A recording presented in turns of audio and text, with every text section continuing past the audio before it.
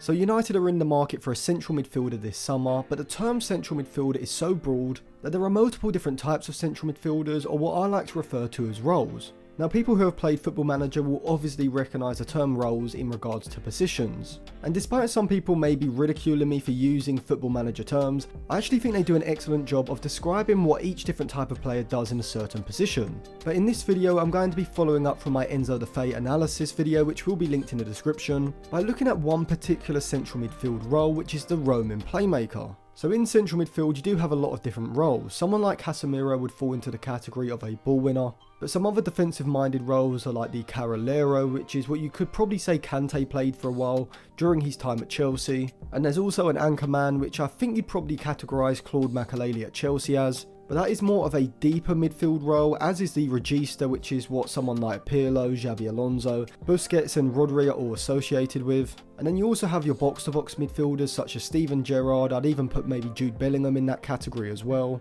And there's also a more traditional deeper lying playmaker, which is probably what you'd categorise Toni Kroos as. But one of my favourite central midfield roles is the roaming playmaker, because this is a playmaker that doesn't just provide ball progression and creativity from a deeper position or an advanced position, but can contribute in all phases of possession and in all thirds of the pitch, whether this is in a defensive third in the build-up, in the middle third trying to break down a compact defensive unit, or in a final third trying to create chances for his teammates. And I think the central midfielder that Ten Hag brings in the summer has to be a roaming playmaker, playing alongside Casemiro and Bruno Fernandes, with Casemiro definitely being the ball winner of the midfield three, sitting deeper behind the play and being the player to break up the opposition attacks, whilst Bruno Fernandes is going to be the player who sits higher up the pitch between the lines of the opposition system and being United's main creator in the attack. Now, the essential attributes of any roaming playmaker brought into United's side are going to be their press resistance and ball carrying ability. At the moment, United are in dire need of a central midfielder who can receive the ball and glide past opposition players.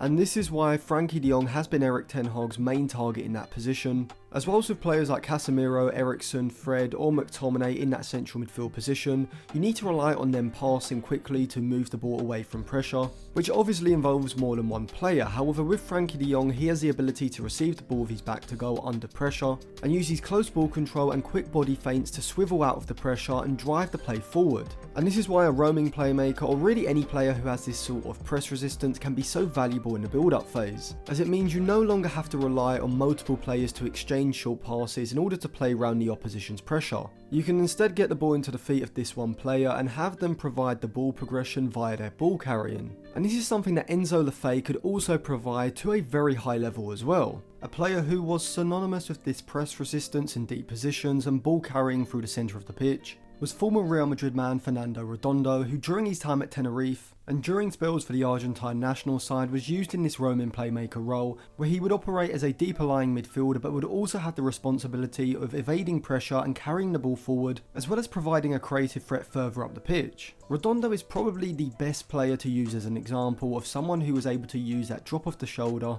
to wrong foot a pressing player and then swivel and drive into the space on the other side. And both Frenkie de Jong and Enzo the Fate have this same drop of the shoulder ability, alongside the same level of fluidity and elegance in their ball carrying style like we saw from Redondo. Now currently, without this type of press resistant roaming playmaker in United's midfield, it's up to Casemiro to drop into that single pivot position playing as a regista. And whilst I wouldn't say that Casemiro is a liability in this area in the same way that I would definitely say that for Fred and McTominay, he doesn't quite have the ability to evade pressure while carrying the ball in the same way that Enzo the Fate and Frenkie de Jong do. And so if we were to put Frenkie de Jong or even Enzo the Fate into this Manchester United midfield three, it's that if United were also able to bring in a ball playing keeper who was comfortable under pressure, they would have the ability to play out under an aggressive press, with United's keeper Diogo Costa, for example, playing a pass into Enzo the Fate on the edge of his own box, and from here he could either bounce the ball out to one of the fullbacks or receive the ball and use this type of drop of the shoulder method to wrong foot the pressing player behind him, swivel and then drive the ball forward up the pitch, allowing United to not just beat the press and move out of their defensive third, but also exploit the space in behind the opposition's midfield. And now a lot of people may look at this and say, well, why do you need to play out from the back? Surely you could just go long and look to win a loose ball and then look to gain possession in the midfield. However, the benefit of looking to build out under pressure and having a player like Enzo the Fate who can evade this sort of pressure means that because obviously the opposition's midfield has pushed up the pitch looking to man-to-man press United in their defensive third, there is now a greater amount of space in the centre of the pitch pitch for players like Lefebvre, Fernandes, Rashford, etc. to exploit, rather than if someone like Enzo Lefebvre was able to regain possession in the middle third, as the opposition's midfield would be set in position, meaning there would be less space to exploit. In the middle third, when the opposition side has managed to drop behind the ball sitting in their defensive shape, and from here a roaming playmaker like Enzo Lefebvre can either sit high between the lines of the opposition system, looking to receive the ball in behind the opposition's midfield and then looking to create in the final third,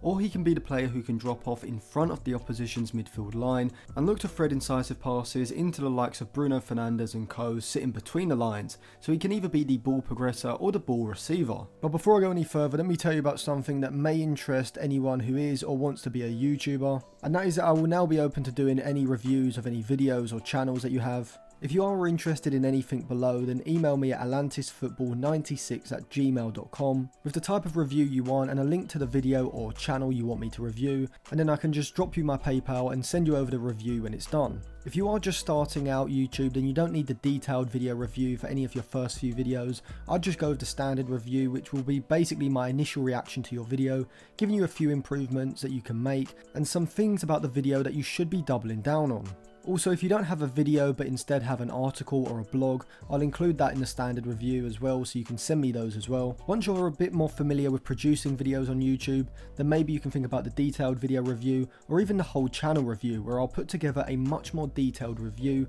giving you a lot more suggestions for improvements and providing some examples as well. I assume most of the videos will be football related, though you can also send me over any non-football ones as well if you want. But I'm not going to be reviewing any nerd shit like WWE or Minecraft, so don't send me those types of videos. But if you are interested in any of that, send me over an email, and of course thank you in advance for helping to support the channel. And so the player in this central midfield role has to have a varied skill set, having the vision and the passing of a deeper line playmaker, but also the close ball control, the turning ability and the creativity in the final third of an advanced playmaker. However, if Ten Hag could get someone like Enzo Lefebvre into that central midfield position, it would allow United's possession system to be a lot more fluid positionally than it already is. At the moment, with Fred, McTominay or even Christian Eriksen when he was fit playing in that role, United are kind of limited in what they can do. Christian Eriksen is definitely a step up from Fred and McTominay, as his passing and vision from these deep positions is excellent, but when you have Fred, McTominay or even Sabitzer alongside Casemiro, they just don't have the passing or vision to be able to thread those passes into players between the lines, and even if they are the players to push up into those advanced positions, they just don't have the creativity to take advantage of the ball being moved into the final third in the same way that someone like Bruno Fernandes can. So Lefebvre could take up multiple different positions in possession in the middle third. I've already said he could sit between the lines in a more advanced role, but we could also see him drop into the quarterback position in that back three, looking to use more of his longer range passing, or he could sit in front of the back three alongside Casemiro in a double pivot, in a more congested area where the focus is going to be more on his close ball control and his ability to evade pressure. And this type of positional versatility from a player like Lefebvre, who has attributes conducive to all three of these different positions that I've just mentioned, will allow United's players to rotate positionally and allow United to switch between possession shapes as well. And when you get to the elite level of roaming playmakers, you also have players who in the final third can also pick passes and create chances, which was definitely the case with someone like Yaya Toure, but also the ability to control and dominate the centre of the park in big games, contributing deep in possession whilst also providing creativity in the opposition's half, with Luka Modric probably being the best roaming playmaker of all time in my opinion. And so I think that if Ten Hag can get the right player in to play this roaming playmaker role effectively in United's midfield three, it could completely transform how United build out of the defensive third, progress the ball through the middle third, and create chances in the final third. Now I have got a few videos analysing potential central midfielders who would suit United, so I'll leave all them linked in the description, and I will be putting out more videos identifying who would be the best roaming playmaker for Ten Hag to sign this summer. So if you do want to see that video, make sure you subscribe to the channel, give the video a like, put your thoughts in the comment section below, and follow me on Twitter and Instagram for more content as well.